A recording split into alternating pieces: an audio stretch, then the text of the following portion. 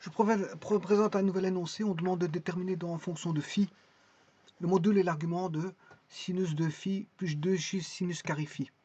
C'est-à-dire qu'on a un complexe Z bon, qui dépend, dont le, comment on appelle ça, la partie réelle dépend d'un angle phi. Voilà, et la partie imaginaire J dépend de phi aussi, au travers bien sûr de valeurs trigonométriques. Donc on a bien z égale sinus de phi, et qui est la partie réelle de z, plus la partie imaginaire de z, incluant le j, qui est composé de 2 sinus carré phi. On demande de calculer juste le module, sachant que le module, ben, c'est égal à r carré z plus imz carré sans le j.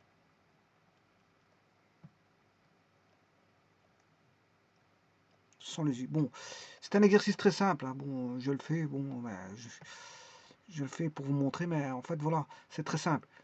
Il n'y a rien de compliqué là-dessus. Il faut juste appliquer la formule du module et faire attention à sa trigonométrie. Voilà, donc c'est sinus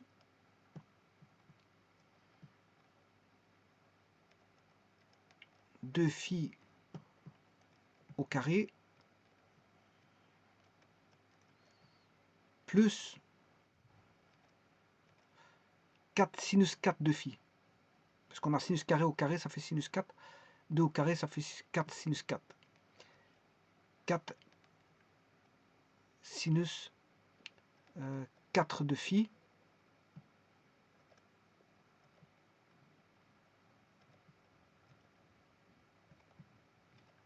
Voilà, je mets la racine carrée qui doit être présente. Voilà, racine carrée.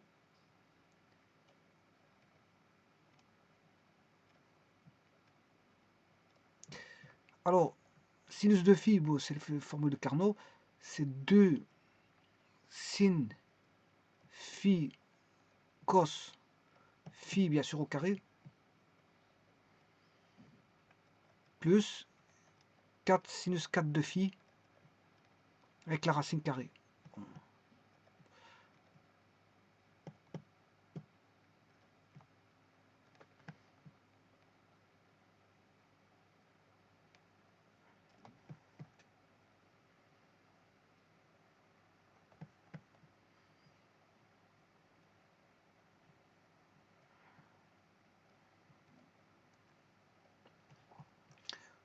On obtient 4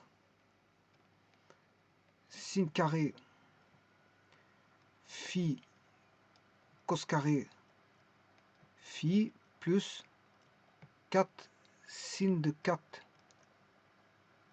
phi. Je vais sortir le...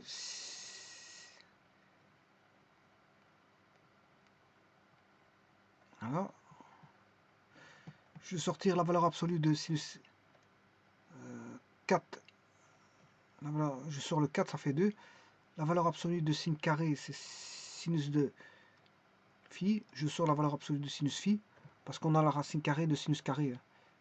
La racine carrée de sinus carré, phi, ben ça fait valeur absolue de sinus phi. Voilà. Donc là, j'ai la valeur absolue de sinus phi, et il va rester cos carré phi plus sin carré phi, ce qui fait 1. Voilà, ce qui fait 1. Donc, voilà. Donc le module, c'est en fonction de phi, c'est 2 fois la valeur absolue de sinus phi. Alors je vous rappelle qu'un module, ça appartient à R+. Hein. C'est comme une distance. Hein.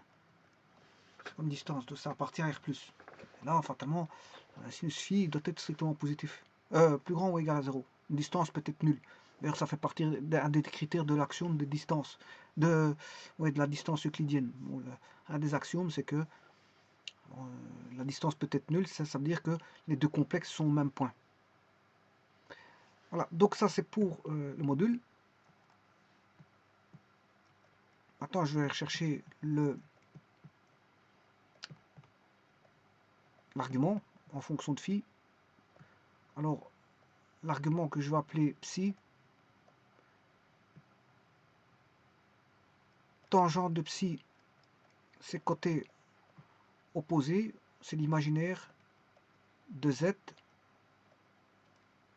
hein, bien sûr sans le j, sur le réel de z. Côté opposé, sur côté adjacent, on a tangente psi. Alors, l'imaginaire, bah, c'était, je ne me rappelle plus, 2 sin carré phi, 2 sin carré phi, d sinus carré phi, et le réel sinus de phi. Sinus de phi.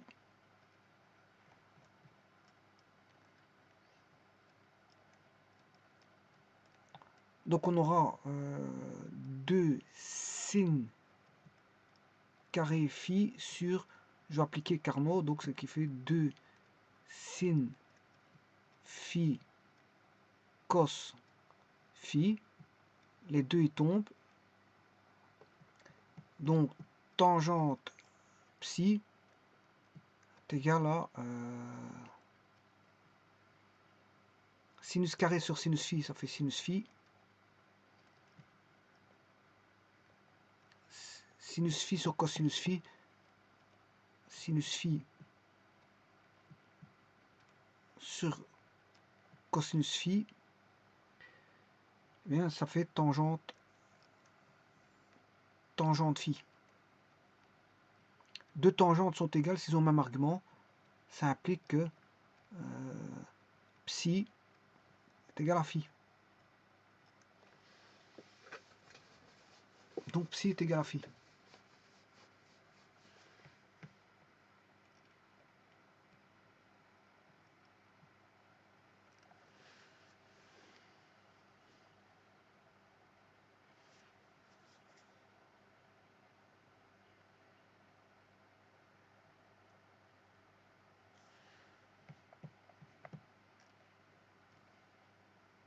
Bon, ça veut dire que un complexe peut dépendre d'un angle, par exemple, l'angle peut être variable, hein, pourquoi pas.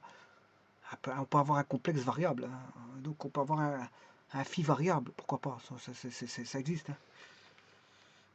Voilà, on a des phénomènes vibratoires avec, voilà, où on reprend des complexes dedans et bon, ça tout varie, et c'est pas un problème ça.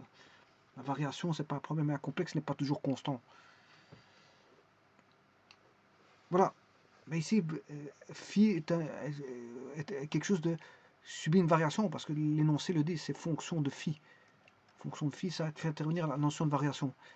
Donc phi est variable, donc z est variable. Donc si z est variable, son module est variable. Si son module est variable, son argument est variable. Tout est variable. On peut avoir des phénomènes comme ça, physiques, où on a des variations. Et si on exprime en fonction de nombres complexes, mais le nombre complexe en lui-même va varier. Son module et son argument aussi. Parce qu'il est dépendant d'une phase phi. Bon, tout varie, hein, complexe, sa norme et son argument. Je vous remercie.